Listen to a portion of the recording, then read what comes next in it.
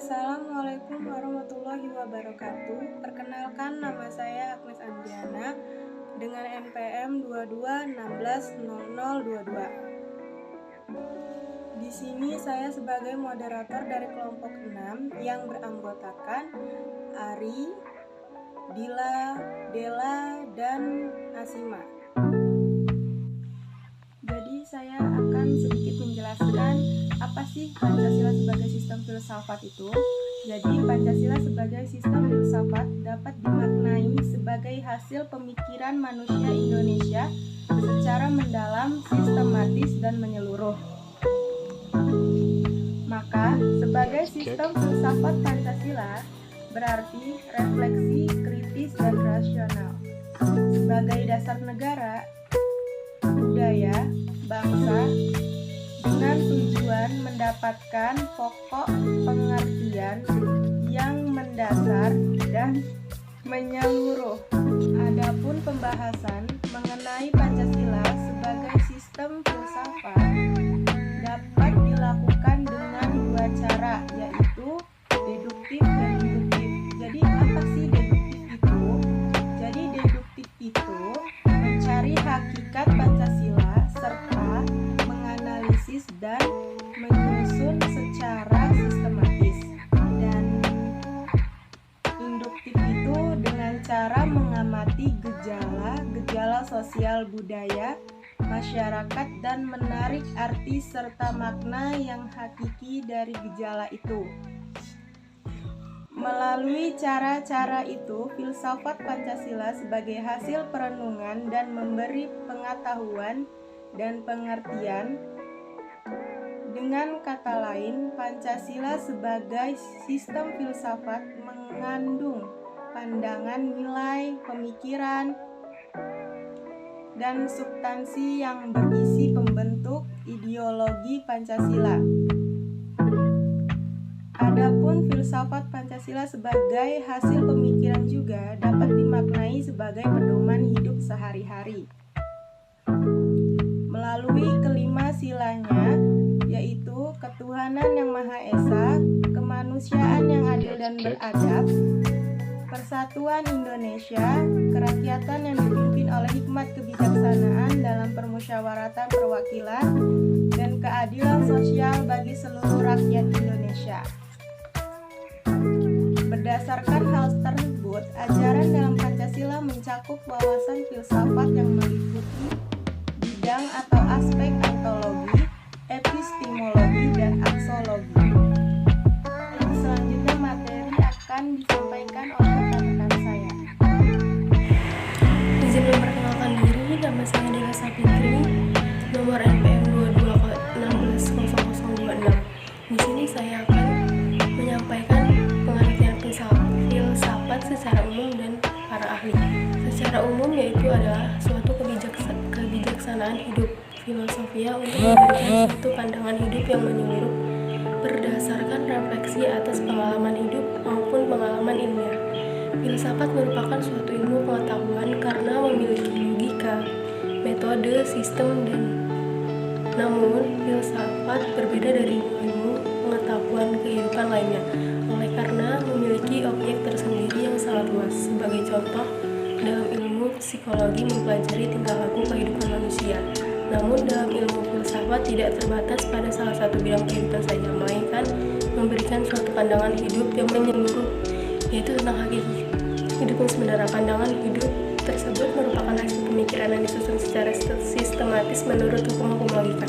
Yang berfilsafat, yaitu filsuf, akan mengambil apa yang telah ditangkap dalam pengalaman hidup maupun pengalaman ilmiah, kemudian memandangnya di bawah suatu horizon yang lebih luas, yakni sebagai unsur kehidupan manusia yang menyeluruh. Yang kedua, menurut para ahli, pengertian filsafat menurut para ahli memiliki perbedaan dalam mendefinisikan filsafat yang disebabkan oleh perbedaan konotasi filsafat dan keyakinan hidup yang dianut mereka. Perbedaan pendapat muncul juga dikarenakan perkembangan filsafat itu sendiri, sehingga akhirnya menyebabkan beberapa ilmu pengetahuan memisahkan diri dari ilmu filsafat. Berikut menurut para ahli yang memiliki pengertian jauh lebih luas dibandingkan dengan pengertian menurut bahasa.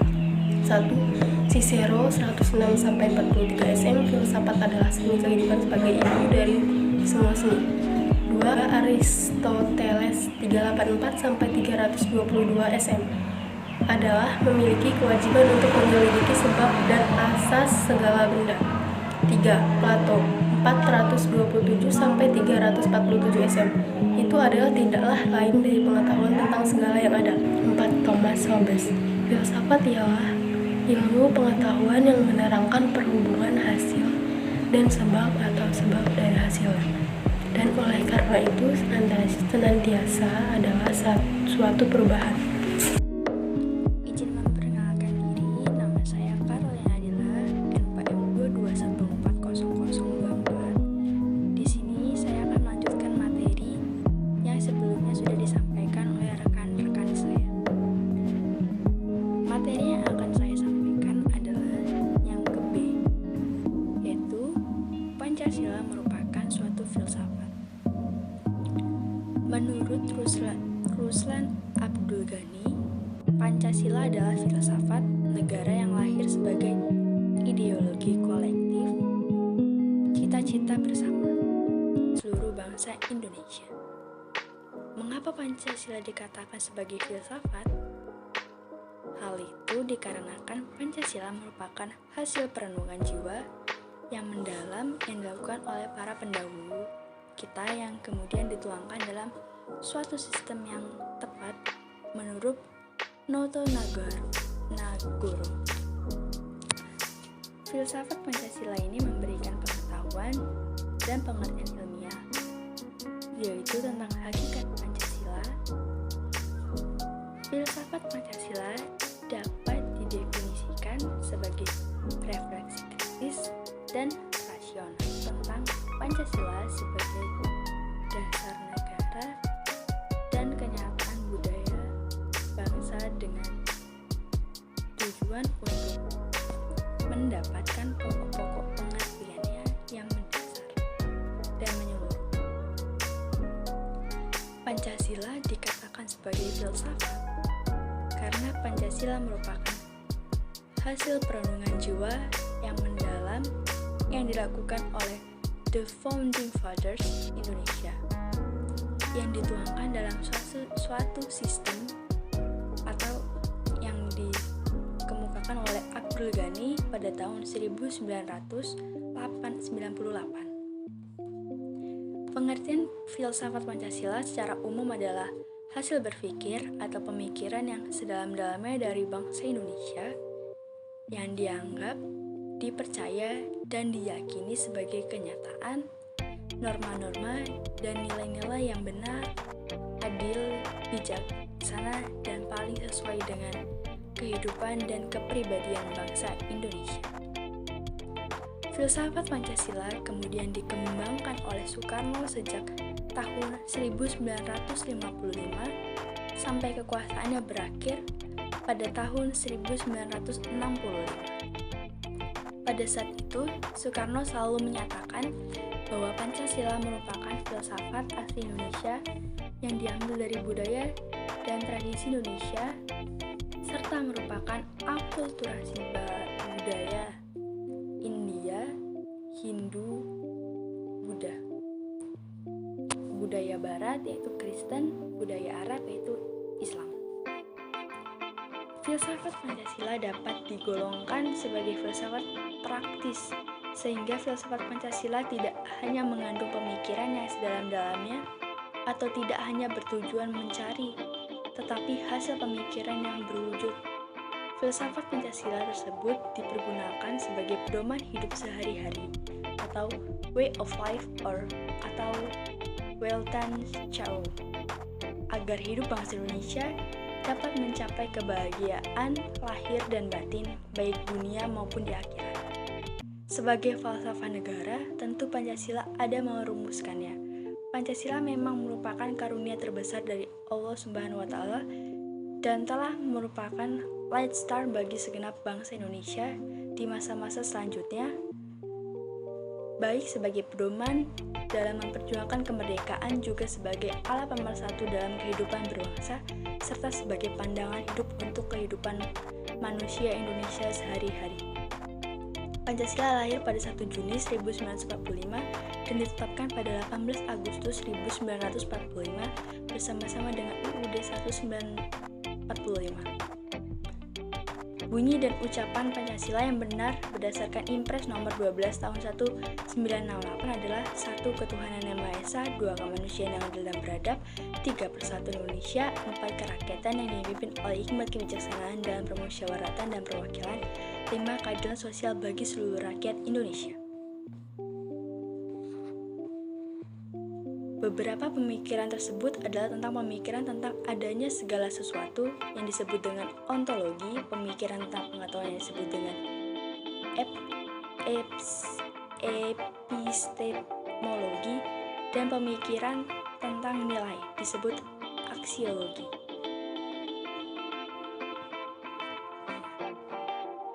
Berikut dipaparkan secara singkat tentang hal-hal tersebut. 1. Ontologi Pancasila itu membahas tentang adanya Pancasila. Yang kedua ada epistemologi Pancasila, yaitu membahas tentang pengetahuan Pancasila yang meliputi sumber Pancasila. Yang ketiga ada aksiologi Pancasila, yaitu membahas tentang nilai-nilai Pancasila.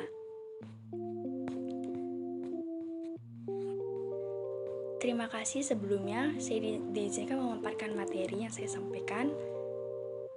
Oke, materi selanjutnya akan disampaikan oleh rekan-rekan saya. Terima kasih. C. Sumber historis, sosiologi, dan politis Pancasila sebagai sistem filsafat. Di dunia ini ada beberapa ideologi yang menjadi dasar pemandangan hidup suatu negara. Di antaranya ada ideologi liberalisme, komunisme, sosialisme, dan fašisme. Beberapa negara tersebut menggunakan ideologi-ideologi itu, akan tetapi berbeda dengan negara Indonesia. Indonesia menggunakan ideologi Pancasila sebagai ideologi negara. Pancasila sebagai ideologi bangsa dan negara tidak terbentuk secara otodidak dan tidak hanya diciptakan oleh suatu golongan atau pribadi tertentu sebagaimana ideologi bangsa lain. Namun, Pancasila terbentuk melalui proses yang panjang dalam sejarah bangsa Indonesia. Sumber historis pendidikan Pancasila, Presiden Soekarno mengatakan, "Jangan sesekali meninggalkan sejarah." Pernyataan tersebut dapat dimaknai bahwa sejarah mempunyai fungsi penting dalam membangun kehidupan bangsa dengan lebih maju dan bijaksana di masa depan. Hal tersebut sejalan dengan ungkapan seorang filsuf Yunani bernama Cicero yang mengungkapkan bahwa Historia Vitae 28 Magistra yang bermakna sejarah memberikan kearifan. Pengertian lain dari istilah tersebut yang sudah menjadi pendapat umum atau common sense adalah sejarah merupakan guru kehidupan. Implikasinya, pengayaan materi perkuliahan Pancasila melalui pendekatan historis adalah amat penting dan tidak boleh dianggap remeh guna mewujudkan tujuan bangsa di kemudian hari. Melalui pendekatan ini, mahasiswa diharapkan dapat mengambil pelajaran atau hikmah dari berbagai peristiwa sejarah, baik sejarah nasional maupun sejarah bangsa-bangsa lain. Dengan pendekatan historis, Anda diharapkan dapat membangun bangsa sesuai dengan program studi masing-masing. Selain itu, Anda juga dapat berperan secara aktif dan arif dalam berbagai kehidupan berbangsa dan bernegara, serta dapat berusaha menghindari perilaku yang bernuansa mengulangi kembali kesalahan sejarah. Selanjutnya, nilai-nilai Pancasila baik sebagai nilai intrinsik maupun ekstrinsik menjadi penanda pentingnya nilai-nilai tersebut untuk dikaji secara mendalam dalam mengungkap substansi makna dari setiap babakan sejarah tersebut. Yang pertama yaitu sumber sosiologi. Sumber sosiologi adalah ilmu tentang kehidupan antara manusia yaitu kehidupan antar manusia.